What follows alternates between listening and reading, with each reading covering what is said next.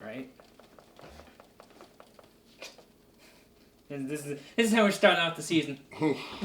We're fancy now. We're fancy now. We got curtains and fans. Yeah. So let's kick it. Kick it.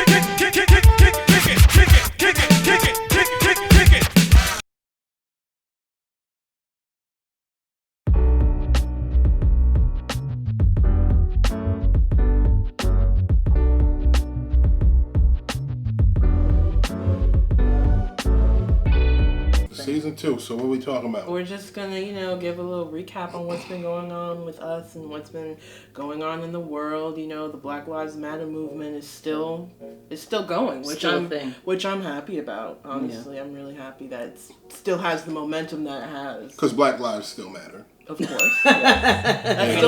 They won't stop mattering. They didn't stop over the summer. No, they sure didn't. Just like COVID. Just like COVID. And what really was amazing to me is if you look at basketball, like all of the players and the jerseys and putting all kind of sayings and everything on their jersey. I think that's so powerful. I agree. And then they boycotted for a little while too. Which is crazy because I was talking to a person about it and it's like that. Doing something like that is insane on the fact that there's fines involved with that. Like, that is money that a lot of people are losing, and the players are taking it upon themselves to do that in spite of that. Right. Which is crazy. It is. Right. Even in football. Football is gearing up, and, they're doing some of that too, where football didn't want to have anything to do with it. No. Before there was this situation, and he wasn't, That's right. They weren't paying any attention to him and giving, basically blackballing him. And now look at the momentum. Look at the whole situation with the NFL now. I mean, it's still, I don't know, in my opinion, there's still more to be done. Definitely. Oh, yeah, definitely. But, it's just crazy how you can go from, like, basically kind of like, what are you talking about? Right. Kaepernick was, Right. Systematic racism isn't a thing. Right. Well, let me ask you a question. So, what is the difference, though, between basketball and football when you're talking about the players and taking the stand? Because basketball, they are out. They are doing it. I think a lot of it has to do with the contracts. Yeah. With how guaranteed contracts in basketball and players having more control of their career. Players there are more superstars in basketball than I would say in football. As far as there's more individuality within basketball than there is in football. Football is really is a team-based sport. Not that basketball isn't a team-based sport. Right. But when you're talking about basketball, you're talking about the teams, of course, but you're talking about the players, right? Yeah, you're really talking about the players. And you see them. Right. You see their faces. Right. In football, there's a bunch of people on the team, right. And you might not know that this guy walking down the street is a football player. And, you could say the same for basketball players, but I think more so for football. Oh, definitely. Like you said, you don't see their faces. They're not the face of certain people are only the face of NFL, and they'll be like the quarterbacks. Yeah. Yeah, so. And as far as them speaking out and stuff and being able to, like I said, though, it's that guaranteed money because you don't get guaranteed contract. You can get cut from a football team, and if you haven't had a certain portion of your money guaranteed, you just out. Basketball, you get money. You got guaranteed contracts. But you know what? You even crazier. You have a sport that's not a predominantly black sport, hockey. Hockey did the same thing. They all of these people who have these public, personas or public, what do you call that? Like currency. They're platforms. Yeah. Exactly. They are showing that this is everywhere. a problem. Baseball, tennis. You got I forgot the young lady's name. Naomi. Yeah. Osaka. Yeah. Yeah, with her Breonna Taylor mask and. Oh, really? Right. Oh, I didn't know that. Let's talk about Breonna Taylor for 1 second. I mean, we could talk about it longer, but what really, it's a thing when people are just talking about, well, when are her killers going to be, brought to justice. You had Oprah, Oprah's magazine, she's on every single cover.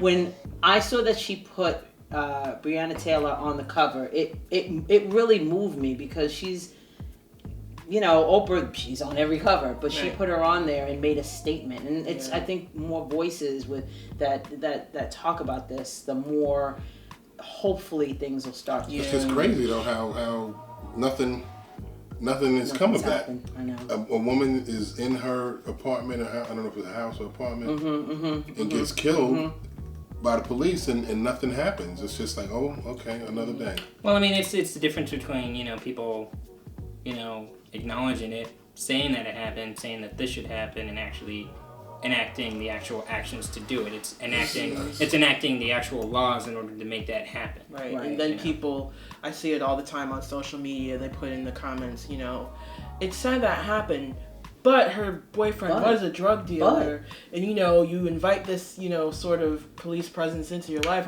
People say they put in certain things to make it seem as though black people have to be perfect in order to not be shot and killed. Right. And it really annoys me. It really annoys me. It's like, okay, this person you might like, for instance, Jacob Blake, who was recently shot and paralyzed in front of his children. Right.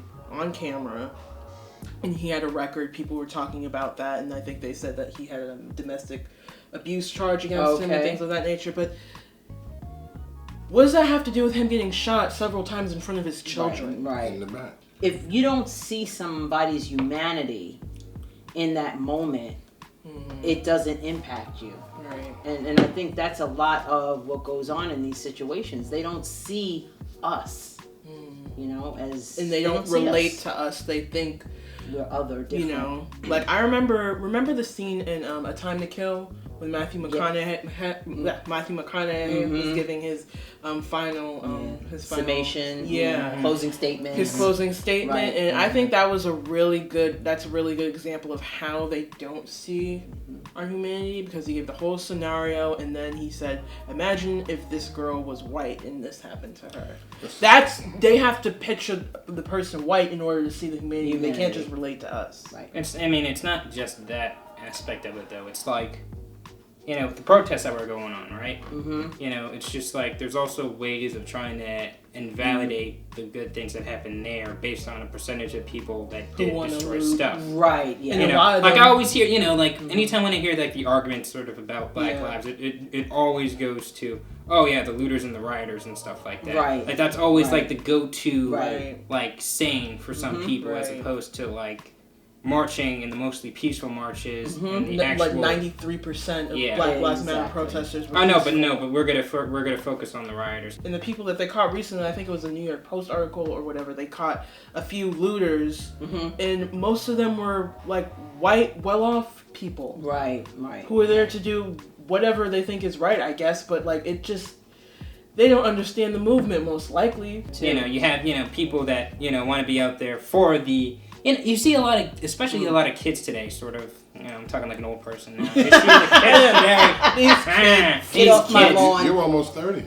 Oh, wow. Yeah. Right. No, you're right. But you see younger people out there today, and it's like, and you see them do this, for that Instagram, follow for that retweet. Not realizing that you can't be throwing rocks, and that's not a part of it, because that doesn't help us. Yeah. Right, that's going to reflect bad on the cause. Well, not even if it's that where they're agitators or kids doing silly things or whatever. Kids doing silly things and agitators are different, but yeah. Right. So. How do you get it across to them? Like, this is not an Instagram moment. This is a. They got to be instantly checked. If you're gonna be here, you got to be here. Yeah. Right. We're fighting for our lives. A lot of them are.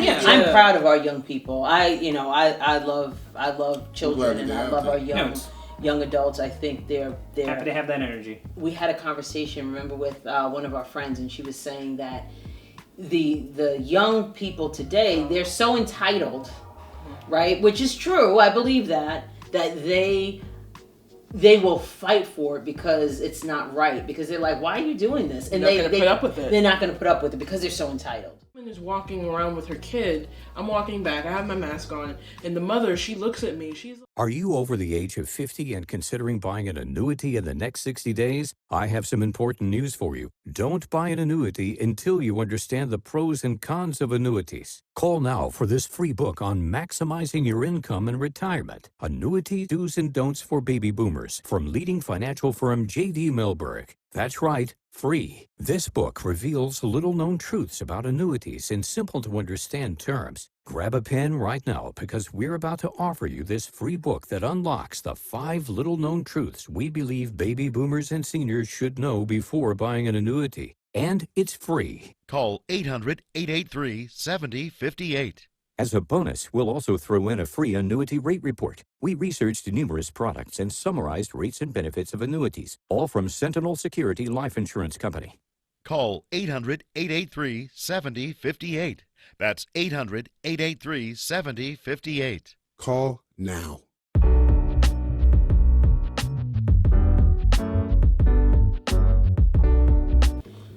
There has been some small victories in not only economically with Black Lives Matter, but the Oscars. They have made changes, and that really translates into economics as well, because one of the things that they are going to be doing is hiring underrepresented people in the industry. And for the Best Picture, they have to be eligible for like Best Picture nomination or consideration, I should say. For consideration. So what is it? I think it's like 30% of the character has to be focused on an underrepresented population. So a black person, let's say, has to be the main character or a very strong supporting actor Are they or getting actress. backlash on that? I mean, I've been kind of just avoiding the story in terms of that sort of stuff. Why? But I'm going to assume so. Why are you avoiding the story? Oh no, well, avoiding the comments more so than anything. Well, I mean, here's I'm sure. Excuse me. I'm sure there are. 100%. I mean, well, here's the thing with the industry though. It's a lot of because a lot of this affects not only cast. Cast is one thing. Actors are one thing, and you see, and I have friends who have actors who tell stories about like, oh, well, their agent couldn't get this white person this thing because it had to go to a black person sort of thing. So like blaming agents and stuff like that, which is kind of ridiculous. It is a little bit ridiculous. But this also stems from not just cast but crew. Right. But crew involves a lot of people who knew a guy who knows a guy. Which I mean, there's also the industry in and of itself. Right. But that's what it's kind of the thing that keeps you.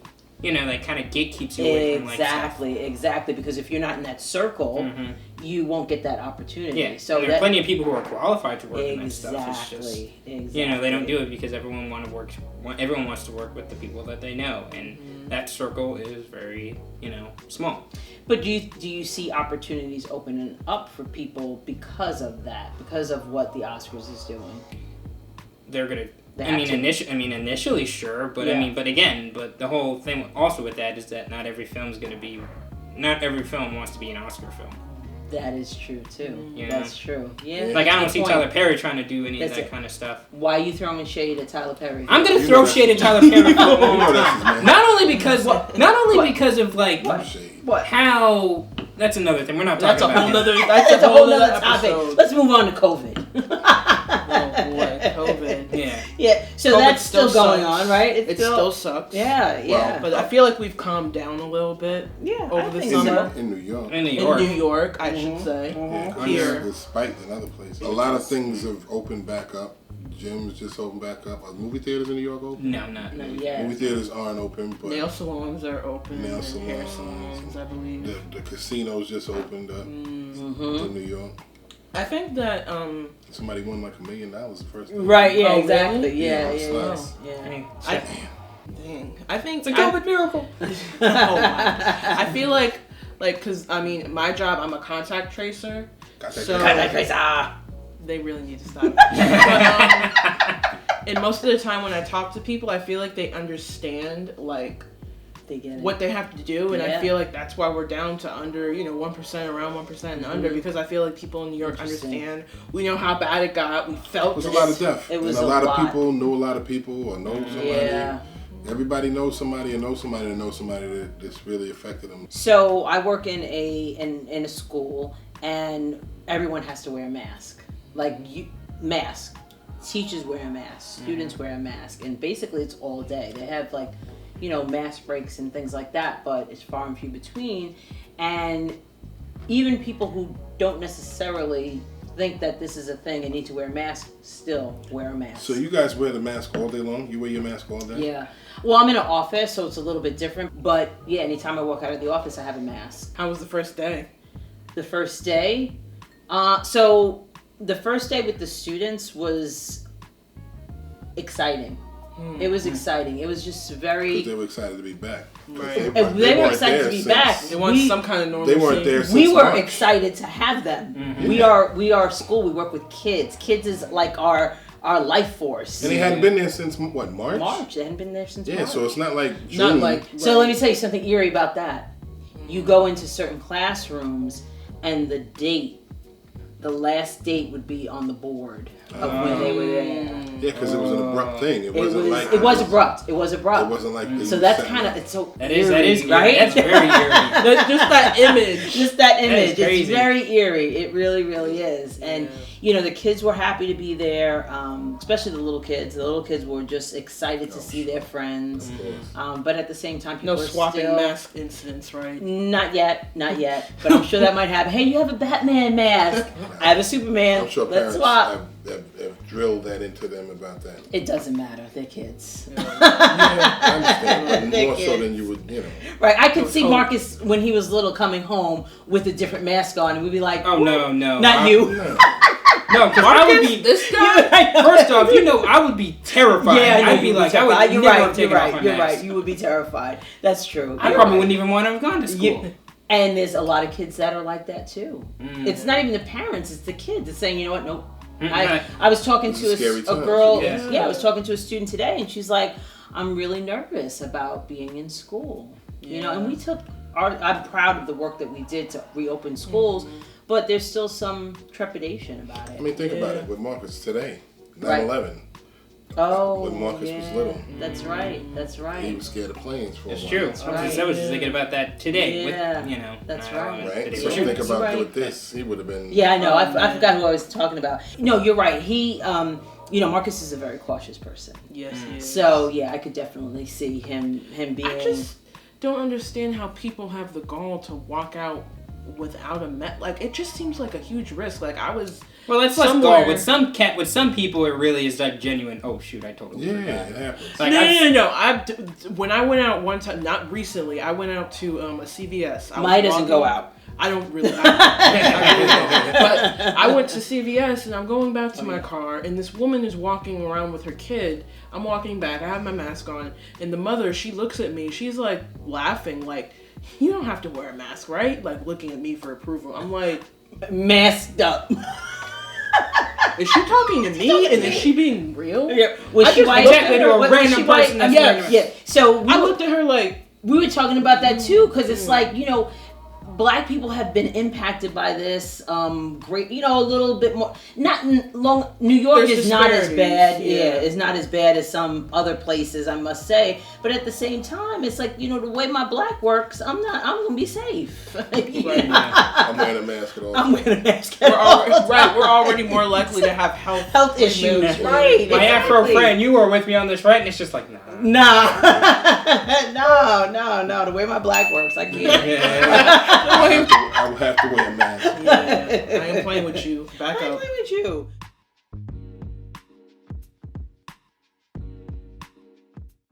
We are the Dreamers.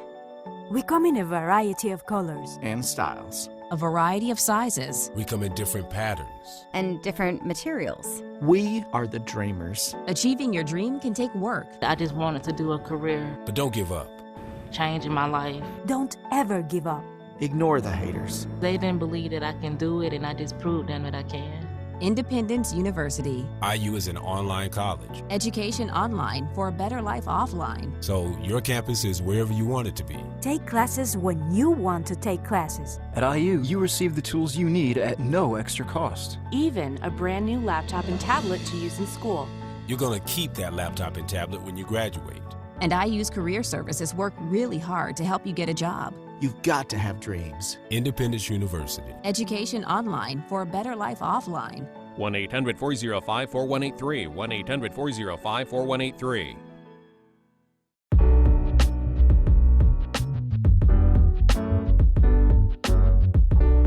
Okay, so since we talked about, what's been going on as far as businesses and stuff, there was a lot of businesses that haven't reopened that had to shut down, completely. Because they couldn't stay. They couldn't stay afloat, right? They couldn't stay afloat, and the traffic and there's some restaurants that were able to sustain, but there's some that shut down, and other businesses. And you think about that, they will never come back. How devastating is that? It's sad. It's sad. You had to be able to pivot, but it's unfortunate that you can't come back. Right. It's sad. But you know what? It is interesting how you said pivot, right?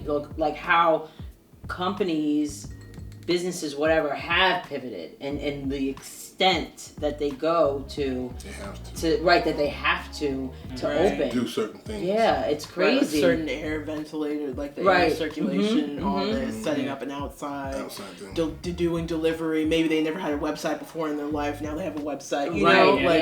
Making that online shift. Yeah, it's amazing, and we have to make shifts. Yeah, I think that as human beings, we're pretty adaptable. I mean, especially like the kids, like you were saying, and I think that's just how we've always been, I mean, even, like us, we went out to eat for the first time back in a little while back. Right, July for our birthdays. Right, yeah. Dad and Marcus, you guys have been out since the beginning. Maya and I, we stayed home. Yeah, that's true. I work from home. I work from home. So how is your comfort level now as compared to when this all first went down? I mean, I definitely feel a lot better in terms of just like work and stuff like that for sure. Now, I mean, shoot, when I was first going out there and all this stuff was sort of like going down, and it was like, oh no, but you still gotta go, and you still gotta open, and it's like. Okay. And again, this is a small office or whatever, but it was still kind of like, especially when it was just getting started, and it was like, daggone, there's some cats that can work from home, but I still got to be here. Right. And I remember you coming home, like the first, when it was going down, I'm like, take your clothes off. I actually wanted to take like one of those Clorox 360s or whatever they're called. I don't know what they're called. Like in them like FBI detention centers and the contamination. It's just like right. Like I would bleach floors. Oh like my God, it was crazy. Smell bad. Well, what about you, Jeremiah? Because you go to different businesses. Yeah, I'm definitely more comfortable now than when I first. Yeah. Now it seems, I don't want to say it seems old hat now. I mean, before it was like going into a building. I didn't even want to go into buildings, at all. And we knew less back then. Yeah, I think that's a lot of it, right? Yeah, we didn't really know. I mean, we knew less, and like the case numbers were going up and the death toll was going up. So so that'll do something to you. Yeah. So wearing the gloves. I mean, I don't wear gloves now. Wearing gloves at sites. I didn't want to touch anything. Right. Now it's not even. So everybody has experienced trauma. Yeah, I agree. I mean, like you're talking about, today's the anniversary of 9/11. There was a trauma there. There was a certain paranoia. Absolutely. With this, it's the same thing, if not more, because it's been going on for months. A long time. Yeah, exactly. And there's so many unknowns. It's a silent killer. And things change. Right, from day to day almost, right? But, we adapt though. We adapted because, in terms of what we do, because like you said in the beginning, we weren't going anywhere. Right. We finally, on Mother's Day, started, we eat Sunday dinners here. That was a normal thing to do. Parents come over, we have Sunday dinners. We started, we went to your parents' house for Mother's Day. And socially distant outside, you know what I'm saying, with masks on and that. So we started, and then after that, we was doing that for a number of weeks. Yeah. Right. And when the first time we went there, I was, because again, it's like trauma. Didn't want to go in the house. Didn't want to go in the house, use the bathroom. We didn't even use the bathroom, no, remember? We didn't use the bathroom, yeah. right? We didn't use the bathroom. Why? I did. You did. I did. I couldn't help it. We didn't. But that took such a weight off of my psyche, just seeing my parents and my grandfather. I felt so much more at ease after we were able to spend that time together. Even that changed after 2-3 weeks. Then we go in the bathroom, then we inside fixing food. Because at first, they were fixing the plates. Yeah. Then it got to the point we was in the house. Right, yes. And then it changed to when they're back coming over here and we're outside. And we're outside. Yeah. But I mean, your parents spend more time in the house than we do when they're in. They do. What are they doing? They're doing what they do, fixing the food, fixing in the refrigerator. Dad's in the refrigerator, right? Exactly. Right. Getting food. Oh my God. Why watching TV? Why are you in my basement? Yeah. We all outside. Right, exactly. It is what it is. So right. It just kind of evolved. Yeah. So once we saw that we could do it in a way that was safe, we got, we relaxed. Yeah. Yeah. So. Yeah, I was just telling somebody today that I hugged my parents one Sunday and that Sunday. It was for the first time in months. It was like it's just such a weird time. Giving air hugs. Yeah, it's such a but I felt the need to hold them, and it's just a weird time. Yeah. It really, really is. And we're talking about Thanksgiving. What are we going to do for Thanksgiving? Yeah, I know. What are we going to do? Are we going to be outside? I don't think we're going to be outside. A long, long table. Right. A long. Every other seat. Like the Charlie Brown table. We're all going to be, what's his name? What's the black kid's name? Franklin. On that lawn chair. His name is Franklin. His name ain't Franklin. What is it, Darnell? I think it is Franklin. Tyrone. And he's in the lawn chair. This is why the Black Lives Matter movement is important. Because of things like that. We need to get out of the fold-up chair. Black seats matter. Right.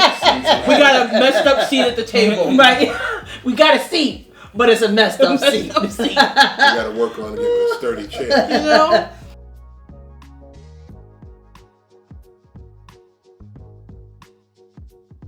Come on now. I'm hoping that as the months go by, that things will kind of, be different. Yeah. And I think we're getting so used to this new normal that we are adapting to it. Yeah, if we do what we continue to be vigilant in what we're doing now. Not get too comfortable. No. And I don't think we're going to get too comfortable, to be honest. Especially with with schools opening up. An extra level of caution. I think you're gonna have the outliers and stuff like that always, absolutely. but for the most part, New York has been pretty good, and I think we definitely. I think so too. And the thing is, with the schools opening, like in Georgia and everything, like you saw that one picture of kids in the hallway, forget it, all together, no masks. That's why they had to. That's why they had to call it quits. Mm-hmm. I mean, New York, we're a little more cautious. So I think you got to look at these colleges though. Oh, because you can't contain college students. Yeah. Only Onto went out and partied. Yeah, you can't contain college students. They study talking about the schools, the regular schools. No, these colleges. The kids, because they don't. That's not what they do. You go to college to interact socialize and interact, and that's part of it. It's different. Yeah, it's very different. They're gonna be different at home. Yeah, they're gonna be. They should keep them there. Keep them there. Where? Keep them in college. Keep them in college. I mean, because and you can't come back home. And you can't come back home because grandma, ma, pop, grandpa, you. Plus, you already paid for all that stuff, and you ain't getting that back. No, not getting the tuition back. You kicking me out in September. Right? Yeah, exactly. Yeah, there's a problem. I don't think classes even started. You know what I'm saying? And you're not getting your tuition back. So we have an election coming up. And we want to make sure that you vote. This is like your life depends. Like your life depends. Because it does. You gotta vote like never before. Vote your brains out. Vote. Yeah. And what you gotta in do, every possible way you could vote, not just the presidential. Right. Yeah. Local votes. Ballot, local votes. If you got to be out there with a gas mask on, I'm sorry, you got to be out there. I don't know because they messing with the mail and all that mess. But you got to vote. You got to vote. You got to vote. I don't want to hear this message talking about it don't make no difference. It does make a difference. You vote. People died. People died for the right to vote, right? You right. So there you go. Vote. Vote. Vote. Vote. Vote.